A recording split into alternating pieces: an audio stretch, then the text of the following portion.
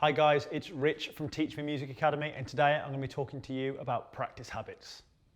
Whether you're a beginner guitarist or an intermediate player or a professional, a good practice habit and a good practice routine is key to being able to play the guitar how you want to be able to play. If you've got a bad practice routine, you're going to breed bad habits which ultimately will hinder your guitar playing abilities. So it's good to nip these things in the bud and constantly analyse yourself while you're practicing. A good practice routine will help you push forward and learn the skills and techniques that you need to achieve your goals. If you're practicing the same thing all the time and things that you already feel comfortable with, then that's not really practicing. Your goal is to push yourself, to learn new techniques, to make mistakes and get things wrong, because it's only through getting things wrong that we're going to learn to get things right.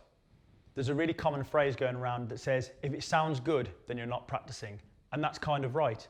By all means, if you can play chords, like in the open positions, like C, A and D, perfectly, then by all means, keep practicing them. Don't stop. You don't want to lose your little touch with that.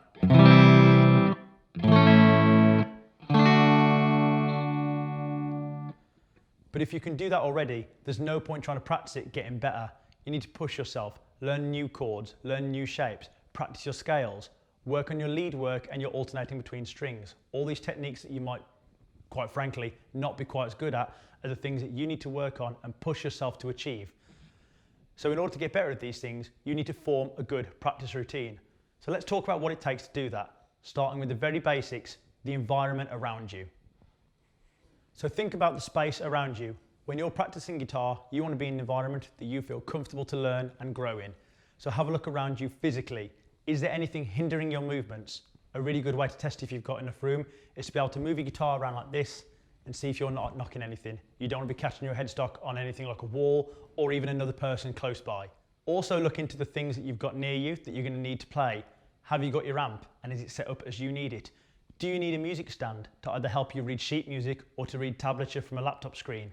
Maybe even headphones. If you're somewhere where there's a lot of distractions going on, popping in headphones into your amp is the best way to keep focus on what you're doing and really listen to your own playing and be able to judge and analyse what you're doing. So providing your environment around you is all set to go, let's have a look at some good practices to teach yourself in order to build a good, consistent practice routine.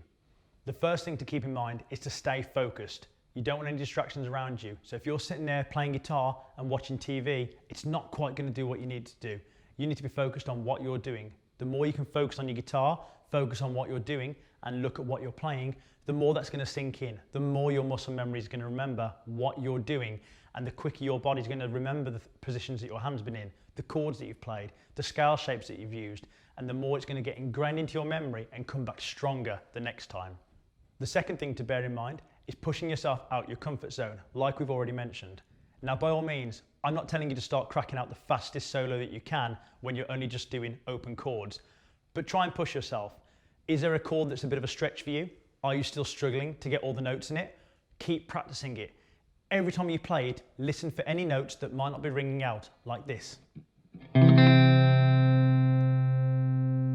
If you can hear there's only a few notes there when there needs to be more, think about which notes are being muted. And when you're playing them, look at which fingers are muting those notes. Think about how you have to move your fingers in order to get those notes to ring out. See if you can move your fingers ever so slightly, one at a time, to get a note to ring. Even if you get one small difference from how you played it the last time, that's still progress, and it's still important to tell yourself that you are getting better, and every mistake you make will help you make less mistakes in the future. So don't worry about getting things wrong, but keep pushing, keep getting better, and keep pushing yourself out of the comfort zone and trying new things. The third thing to remember is goal setting. Now, it's very easy to sit back and say, I want to get better at guitar by the end of this year, but that's a little bit too vague. It's good to set yourself a short-term achievable goal and a more intricate long-term goal. In the short term, you might say, I want to learn the A minor scale. In the long term, you might want to say you want to learn variations of that scale and help push yourself towards learning how to solo using that scale. Achievable goals, small little steps are better than taking huge ones. They define what you're trying to achieve a bit better and make those goals a lot more realistic. That being said, if you don't achieve those goals in that time, don't be too harsh on yourself. It's so easy to judge our own playing. Even I do it sometimes, and I've been playing for a long, long time.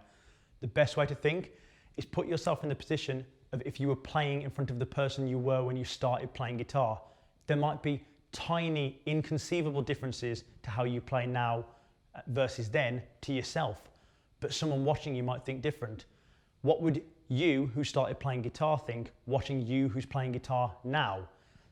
They'd probably be impressed, and that's a really cool way to think about it. I have to tell myself that a lot when I'm trying to get a good practice routine and remind myself that I've come a long way from where I started and I'm still learning and I'm still getting there. But little 9-year-old me who's first wanted to learn the guitar is going to be really impressed by how much I've achieved in how much time it's taken me. On the note of time spans, it's important to set yourself a designated time in order to practice. It's very easy to get lost in the moment and practice for quite a while, and that's okay. But it's also very easy to lose interest and get distracted and kind of faff around and lose time a little bit.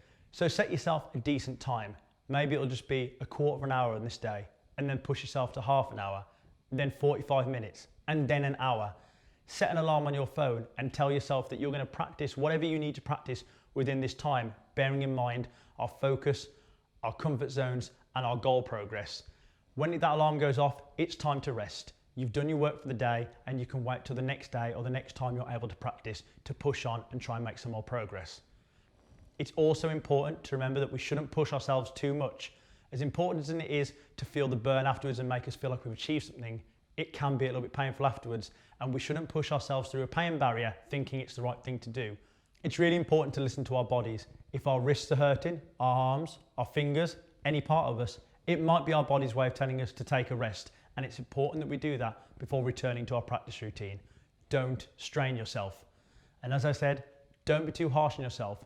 You've probably come a long way from where you started, whether you're a beginner, intermediate, or expert guitar player. Your practice is important, and you are making progress all the time, even with all the mistakes you make. Don't ever forget that. Those are the most important factors of a good practice routine. Bear them all in mind when you're